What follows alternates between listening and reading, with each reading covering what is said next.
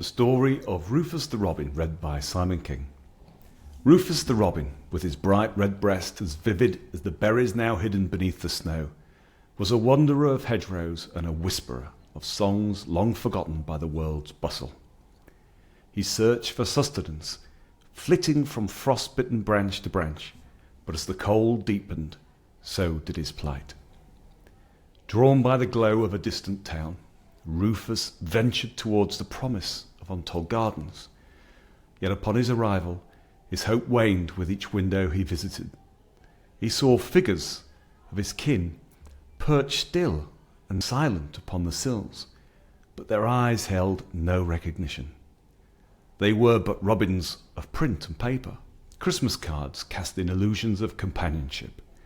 His calls sadly went unanswered, his pecks at the glass ignored, until at last the curtains were drawn and he was left in the cold embrace of night. With the stars as his only witness, Rufus prepared to surrender to the silent solitude when one more garden beckoned. There, through the window, an elderly woman sat, her silhouette softened by the fireside's gentle dance. No festive cards adorned her ledge, no echoes of laughter within. Rufus, driven by a fathomless urge, tapped the window once more, expecting the darkness to claim his final attempt. But this time, the script of fate rewrote itself. The woman, roused from her solitude, approached. Rufus's heart faltered, anticipating the fall of yet another curtain. Yet what came was a breath of warmth, a crack in the window, and a voice as tender as spring's first bloom. "Are you hungry, my little friend?" she inquired, her eyes wells of kindness. Before Rufus could sing his gratitude, though, the window closed, the curtains were drawn, and he was left alone once more.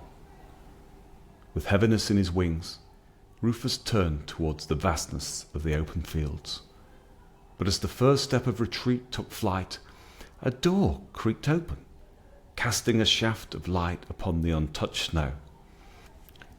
The old woman, shrouded in her shawl, approached the bird table with a bag emblazoned with Haith's bird seeds. With careful hands, she cleared the snow and spread a feast fit for the kings of the air.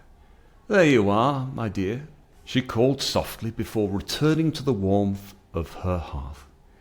Joy, bright and untamed, filled Rufus as he descended upon the offerings, and as his heart and belly filled, a plan took root. With the break of dawn, the old woman awoke, not to silence, but to a chorus.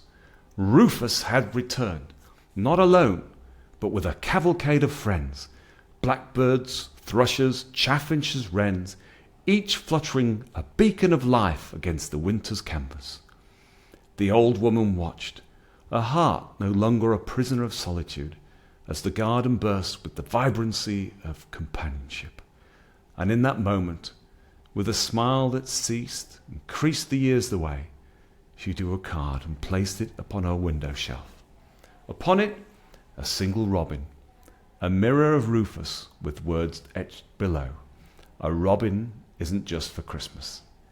For in that small act of sharing, in the kindling of a bond between hearts both feathered and human, the true spirit of giving had unfurled its wings.